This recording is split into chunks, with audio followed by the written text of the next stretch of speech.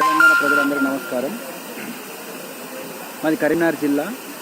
ఈ కరీంనగర్ జిల్లాను 7 జిల్లాలుగా చేసుకొని మా ఉద్యోగస్తులందరినీ పెద్దపల్లికి, సిరిసిల్లకు, భూపాలపల్లికి, సిద్దిపేట ఈ విధంగా పంపించారు.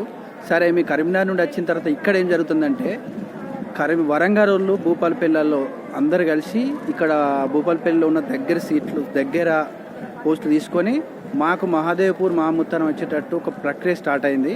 ఎందుకంటే మహబూబాబాద్ నుండి వచ్చిన వాళ్ళందరూ మా తర్వాత జాయిన్ అయిన వాళ్ళు 2011లో జాయిన్ అయిన వాళ్ళు మాకంటే ముందు నెంబర్లు ఉన్నారు.